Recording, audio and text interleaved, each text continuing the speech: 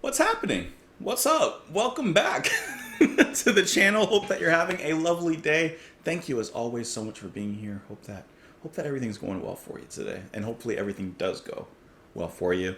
Today we're going to be listening to Peter Gabriel. It's been a little bit. We're going to listen to the first track off of his album So This Would Be Red Rain, and this was released in 1987. So, I'm not saying that immediately right now we're going to listen to the whole album as of this moment, but I gotta be honest, I wanted to listen to a little bit more Peter Gabriel. I was listening to Melt the other day. That's a really good album. Like, I think you guys know how good that album is, but like, isn't that like a really like up your album? Possibly one of like top ever. I don't know. But I did want to listen to a little more Peter Gabriel, and I figured, you know what?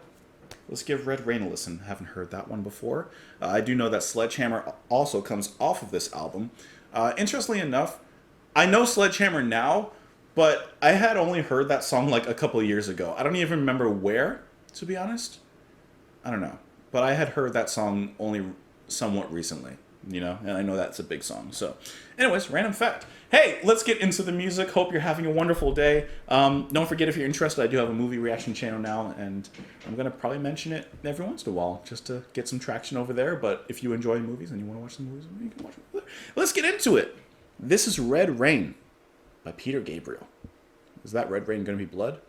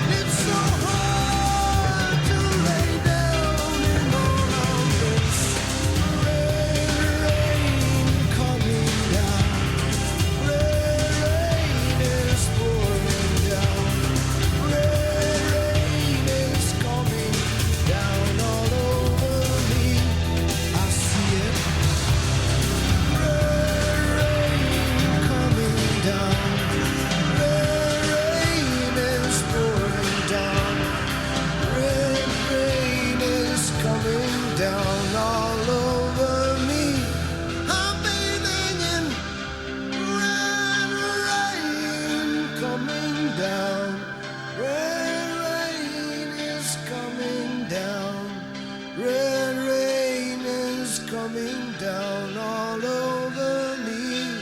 I'm begging you, red rain coming down, red rain coming down, red rain coming down, red rain coming down over me in the red, red sea over me,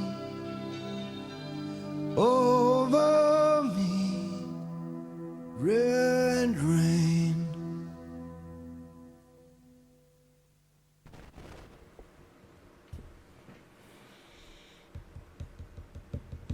Is that one of Peter Gabriel's best?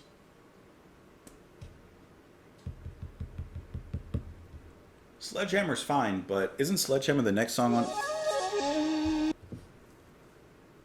Red Rain sets a standard. Okay. This is a perfect song. This is the perfect song. I don't want to hear it. Oh. Where to start?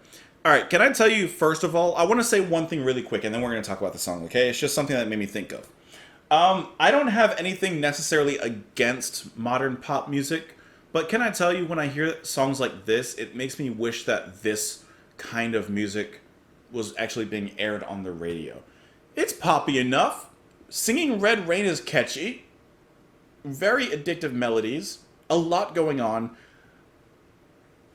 I'm not going to go on a huge rant. I'm just saying, can you imagine if Red Rain was played on the radio, if you heard it in the mall while you're walking? Who goes to malls anymore? I love malls. I don't care what anyone says. Like, you would stop. Maybe that's why they wouldn't play this, because you would stop in your tracks listening to this. You wouldn't be shopping. You would stop and listen. This is a song that gets your attention. Oh, man. Okay.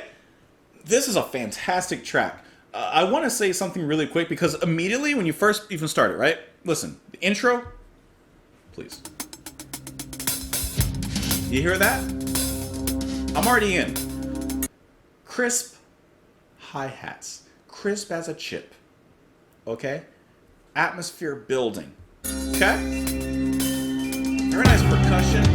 Big old booms with the drums. So, as soon as I heard that, of course I'm in. But I'm saying, who's doing this? Who's doing this work? Can I tell you about the personnel really quick?